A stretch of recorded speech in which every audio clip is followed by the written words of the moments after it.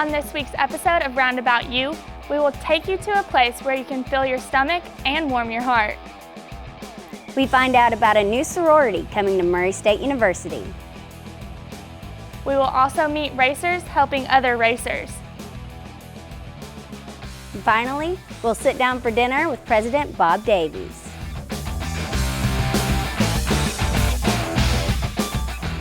I'm Brianna Sill.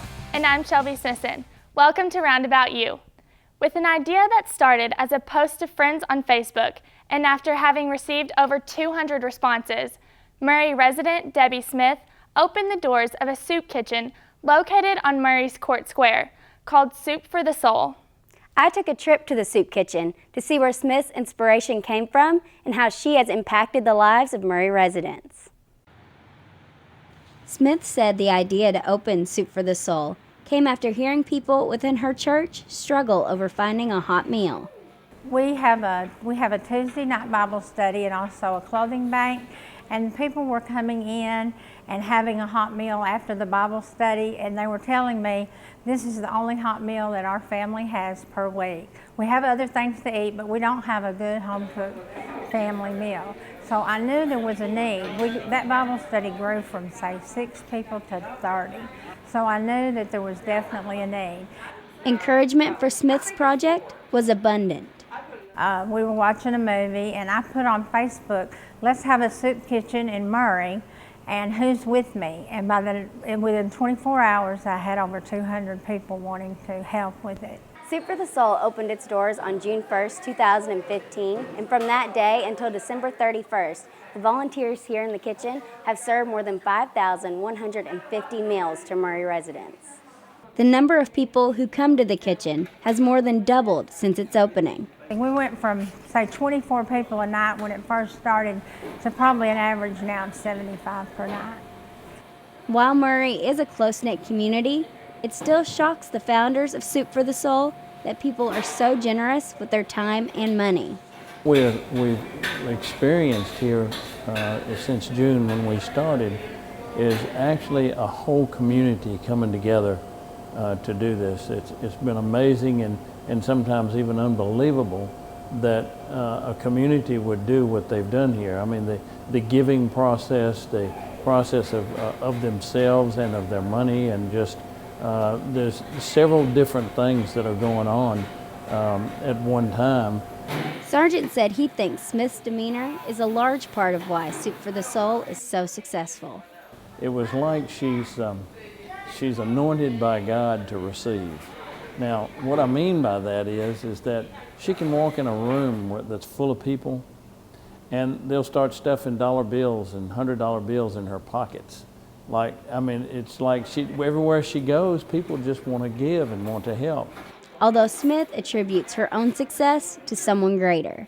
I'm a 2-time cancer survivor, and I always wondered, what is God saving me for? And the Lord led me to this, and this is what I'm left to do. And I just have a deep love for people. Soup for the Soul serves up home-style meals, but they also serve up something that cannot be made in the oven. A sense of community. It's just a place to get to know each other. It's like a family. But the people that come are developing relationships with each other, as well as the people that come on the teams. And it's just a huge relationship building process going on here, which is absolutely precious in our sight, and it's precious in the eyes of God, because He wants us to feed people, but yet He really wants us to develop relationships with Him and with each other. Smith said anyone can come be a volunteer for an afternoon of cooking, but that they usually need 8 volunteers at one time. Soup for the Soul is located at 411 Maple Street in Murray, Kentucky, and their hours of operation are 4 to 6 p.m. on Monday through Friday. The community of Murray also helps Murray State students in their time of need. Racers Helping Racers, with the assistance of Murray-Callaway County Needline, provide food and hygienic products for students every week. We sent Tiara Reese over to Racers Helping Racers to find out more. When I got to Racers Helping Racers, I was a little nervous and didn't know what to do. Yelling Shin, the worker behind the desk, walk me through the process. Since I am new to the Racers Helping Racers program, I filled out the application, which asked for my name, M number, phone number, and email address. Yin looked over my application and then gave me a bag to shop. There was a lot of different options to choose from on the shelves. Murray State University students can come once a week and get all the products like canned food, breakfast, oatmeal, drinks, feminine products, and mac and cheese. There was so much to choose from. First, I grabbed the classic mac and cheese, then some water and crackers, snacks for between classes, and oatmeal for breakfast. And of course, to top off my bag, I had to grab America's favorite, ramen noodles. Once my bag was filled, I had to wonder where all this food came from. The Murray-Callaway County Needline is a nonprofit social service agency that assists with food, utility, rent, and other necessities that people may need. With Needline being located off campus, it is not easily accessible to students. However, Racers Helping Racers solves that struggle. It's been very successful. We have a lot of students that are using the food pantry, and it's all about educating people and let them know that this service is here for them. So if they need any food or need any items, we're here to help them and provide that service for them. The idea to bring such a service to campus came about a few years ago at a conference. In one of the sessions, they had talked about food pantries on university's campus, and I felt like this was a service that we can provide for our students here on our campus. So that's where I got the idea from, and that's how Racers Helping Racers, how we decided to go ahead and do the food pantry. I was glad to know that Racers Helping Racers is nearby whenever I am in need of food, water, or other important products. It relieves my stress on where my next meal may come from, and I am able to focus more on my studies. If you're a student here at Murray State University and would like to take advantage of Racers Helping Racers, they are located here at Blackburn, room 244, on Mondays, Wednesdays, and Fridays from 10 to 2. From Roundabout U, I'm Tiara Reese. Although the holidays are behind us, the spirit of giving is still going on. Last December, Murray State University issued a challenge for the campus community to create new opportunities for students, and Racers jumped at the challenge. Raising over $19,000, the hashtag Racer Holidays campaign was the university's first ever integrated crowdfunding effort, utilizing multiple communications platforms in an effort to share a message of unity and celebration during the holiday season. Joining us now to tell us how this got started is Tina Bernat, Interim Director for Development. Thank you for joining us today, Tina. Thank you for having me. So you were able to raise a significant amount of money in just a short period of time. How were you able to do that? Well, we use the beauty of social media to run the crowdfunding campaign. And that's the whole idea behind it, is to try to raise as much as we can in a defined amount of time. And so it takes some pre-planning to make everything go. And we made sure to do a great job of that by, first of all, recruiting some people to help us to spread the word. We called them social media ambassadors. So we got the planning underway and told them when they would be ready to jump in and help with the campaign, and they were ready and willing to go. We also set up some challenge gifts ahead of time so that we could have some giving already planned into the mix. And challenge gifts, we found out, were a great way to inspire others to give. So how did the idea of this crowdfunding come about? Well, the holidays are the season for giving, right? So we thought that it's a perfect time to already make an ask for people to give. But holidays are also a time for tradition and for sharing with others. And so we thought that giving and holiday traditions are a perfect partnership to come together and to make the campaign go. That's wonderful. So the funds raised, where does that go to? Well, we had 187 or so donors give, and the whole premise for the campaign was that we would be creating funds for scholarships and study spaces in the library. So with that number of gifts and the amount that we raised, we were able to create 39 $500 scholarships or study spaces for the library. So that's where the money will go, to help students and to help create new study spots in the library. Okay, and so through this whole process, did you learn anything new about crowdfunding that you may not have known before? We did learn and help reinforce that the planning part is really important, and so is the message. I think our message really resonated. I think our students rose to the challenge, and then the next week when our faculty came on board, they rose to the challenge because the students had helped, and when alumni saw that students and faculty were giving, they couldn't say no. So it was a great message and a great progression in the campaign, and I think that helped fuel our success. So you were able to target a bunch of different groups within the campus community. How were you successful in doing that? We did that through using all the different social media platforms that are available. Murray State University is very active in social media, and so we took that and capitalized on it and used that to fuel our crowdfunding campaign. Okay, so what was your favorite experience within this whole #Racer Holidays? My favorite experience was looking online and seeing people share our giving strategies and share our success, and just watching it go was really fun. That was my favorite part. Well, thank you so much for joining us today, and congratulations on how successful this campaign was. Thank you very much. It was a team effort.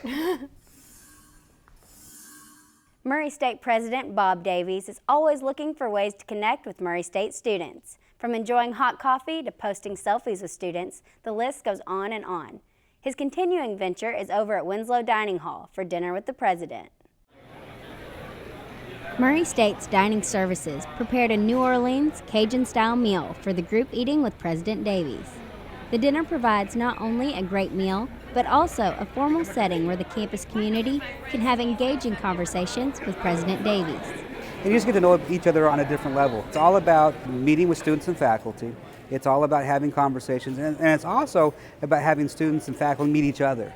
And that to me is also part of the fun, because you see a lot of the interactions and hear the stories and the similarities and also the differences. Dinner with the President is one of 3 campus events where campus community members can come and talk with President Davies. The 2 other events are Coffee with Bob and Post with the Prez, and all 3 seek to build a strong campus community. When the call came out for this dinner, I wanted to participate in it. I've spoken with him several times in the past. I know him. He's a good man. His heart is in the right place. He's a very able administrator. But I just wanted to hear some of his views on different issues, and also to articulate some issues and concerns which are vital to the Murray State community. This event, along with the other chances to meet with President Davies, provide an opportunity that not all get to receive while attending a university. Not many presidents get to sit down and invite students from all over campus to come sit down with them.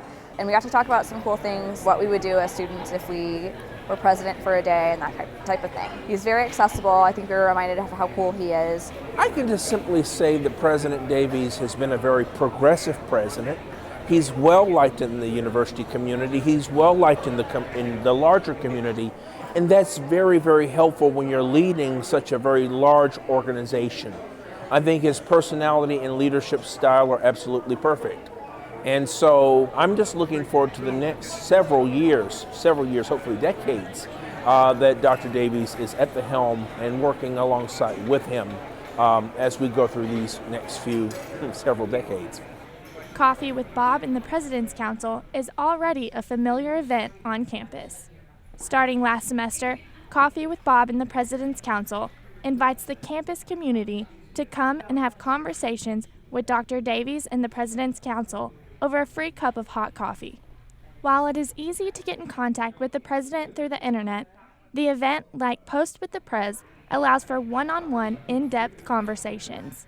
The goal is to continue to build Murray State's sense of community and extend that community to others. The first Coffee with Bob of the spring semester was held inside Waterfield Library. Be sure to mark your calendars for the next one.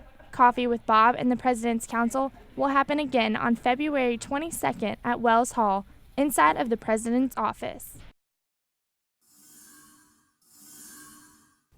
Murray State University is proud of our ever-growing Greek community. Even though MSU is home to over 20 social fraternities and sororities, there is always room for one more. Evan Diddy, coordinator for Greek Life, is here to share some good news about the addition of another sorority. Evan, thank you for joining us today. Thank you for having me. So first, I know we just had spring recruitment, right? Can you tell us a little bit about how that went? Absolutely. So we had over 80 women register, and we realized later that some of those are actually high school students that are pre-registering for fall recruitment already. So that's always exciting to know that they're excited about joining Greek Life already. We had 45 women show up for the open house that was 2 weeks ago now. And on Monday, the 3 of our sororities that could take new members had bid day, and 20 new women joined those 3 sororities. Okay, and so that you said 3 sororities could take new members. So I know there's a new rule in Panhellenic. Can you explain that a little bit? Yes, absolutely. So in October, the National Panhellenic Conference, which is the governing council of the 26 women's social sororities and fraternities, met, and what they decided was that total, which is the largest number that an organization can reach through recruitment per semester, should be reevaluated and reset every semester so that our organizations aren't consistently and constantly recruiting.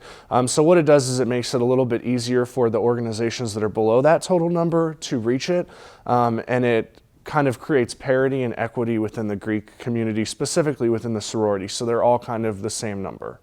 Okay, and then our big topic for today, there's a new sorority coming to campus? That's correct. So in fall 2016, Delta Zeta will be expanding to Murray State. This is our second expansion in the past 4 years, so we're very excited, and we made this agreement with them back in 2013 that they could come to campus. The Panhellenic voted last semester and said, yes, we're still ready for them, and one of the biggest reasons is to help to bring that total number down over the course of time. And so that's one of the reasons, but how do you choose what sororities come to campus or what fraternities? Like, how's that decided? So there's a really long process that goes into this, and it starts with kind of like looking at the data of the university, kind of looking at enrollment statistics and recruitment statistics, and then from there, what they do is they send a letter to the NPC, who I mentioned earlier, and if they agree that it's time to open for extension, then the sororities, the national sororities, international, can send letters of intent to Murray State, and a group from Murray State of students, alumni, faculty, and staff, advisors sit down and kind of look through those. They pick out ones to come to campus and do presentations. We had 4 that did presentations on our campus, and of those, they picked 3 of them to expand, and those were Kappa Delta, Delta Zeta, and Phi Mu. Okay, and so are we seeing any growth with the fraternity side yet, or? Not yet. It's something that there are organizations that have been here in the past that are potentially interested in coming back. Their alumni are interested in having them, and obviously we send them the information of how to come back whenever they're interested in that, but that's kind of like on their end, as well as the university will have a committee sit down if we do get a letter of intent from a fraternity, that we would sit down and look at that. But really the booming area right now is in sorority recruitment, and that's not just here at Murray State, but we're seeing that nationwide. Okay, and is there any other exciting things you'd like to mention that are coming up for Greek Life? Well, Delta Zeta will be here in the spring. They're sending a consultant here in April around all campusing, and she'll be meeting with different people on campus, different groups. So if there are any groups that would be interested in having her come and speak to them about Delta Zeta, I'd be happy to set that up, and they can contact me. My office is in the Curra Center, and I'd be happy to arrange that meeting for them. Okay, well, thank you for joining us today. Thank you for having me. Music, color, and technology are the driving forces behind the Murray State Clara M. Eagle Gallery display. The paintings and drawings are pieces from Pinckney Herbert. He calls it Distilled, the Narrative Transformed. Pinckney Herbert's interest in art was sparked at a young age. Encouragement from family and friends turned a kindergarten finger painter into a full-blown artist. And it just was a way to get attention, because apparently I liked it and people responded to what I was doing, and I stuck with it all these years, and still doing some finger painting at age 61. Art displayed in the gallery is a combination of paintings and drawings created over the last 30 years. The name Distilled, a narrative transformed, is Herbert's acknowledgement of so many pieces and layers of work filtered down to the point of a single exhibit. And I'm pleased to be able to look back over 30 years at what I've done, and this show of all this artwork is sort of a journey for me looking through time. Herbert hopes the pieces themselves show an evolution of his growth as an artist, and the message he intends viewers to receive through his artwork has changed over the years as well. I I'm actually an art major and I'm focusing on painting, so some of Pinkley Herbert's work really is kind of inspiring me in my own work, and it kind of shows me how an artist grows over a long period of time. The gallery is filled with close to 100 of Herbert's paintings and drawings. His pieces, along with essays written about the work, are also displayed in a catalog available in the gallery. Artwork that is not displayed in the show was discussed in the Artist Talk. I'm going to show images from going back a long ways up to the present, and I'm going to fill in some of the gaps, some of the images and paintings and drawings I've done that aren't in this show. And then I'd like for the folks to come into the gallery, and I can talk about the work firsthand and answer questions and engage. I mean, as a painter, I'm trying to set up a dialogue, a sort of communication between what I'm doing and the audience, and I think I'm looking forward to doing that soon. Herbert's history and teaching inspires him to host artist talks fairly often and strengthens his belief in two-way communication between artist and appreciator. It was important to me growing up to have as many different teachers as possible and to have a lot of different visiting artists come to campus. I actually had a show here 20 years ago. It wasn't in this building. It was a different part of campus at Murray State. And it is, because that's how you learn, by example, by hearing people talk, having artists share their craft and share some of the issues that they have as artists and painters. And I'm always open because I have mentors that have made a difference in my life, so it's always good to give back. Overall, Herbert hopes attendees at the Artist Talk will walk away with an open mind towards abstract artwork. And we all come with different life experiences, and a lot of my work will not always be interpreted the same way by the different people. So I hope they will gain a little more insight into the language of abstract work. Brent Baguette is a public works artist with pieces displayed across the country, from Maine to Seattle. But before that, he was a Murray State University student. Brent Baguette has pieces on display in Texas, Washington, and New York. But right now, he is doing a residency in Paducah, Kentucky during his sabbatical from Austin Community College in Texas. There's a Lower Town Arts District, and there's a residency opportunity there. And I teach digital art at Austin Community College, and I'm also on sabbatical. So the residency was very attractive because I could have some quiet time to learn some video editing programs. And he is taking the time to talk to Murray State students about their future in the art world. Today I'll be talking about my career in building public art. I've had 5 or 6 commissions across the United States. I just finished one in Dallas, and I'll be talking to the students about that as a possible career opportunity. They may not be aware that there's money out there for them to make art in the public realm, so that's why I've been invited to speak here. He wants students to have confidence in their decision to study art and to continue to create art after they leave college because he believes it is worth it. Years of working in the public art field have given Baguette the experience he wishes to share with the art students here at Murray State in hopes that they will be encouraged to continue with their art just like he did. He began by sharing his story with students and the journey he went through to achieve his goals. It was always a mystery, like, you love to do art, you can come here and make your art better, learn more about art, but what do you do with it afterwards? So if an alumni came back then and told me about possible options, I would have really appreciated it, I think. Baguette hopes his status as a Murray State alumni will help to make a difference in these students' lives and reduce any worry about their options after college. Sometimes you can get lonely or find many, many reasons not to make art, but it's very worthwhile. And you can connect with communities wherever you are to support you and to talk about art and make art with you. Overall, he had one goal in mind that day.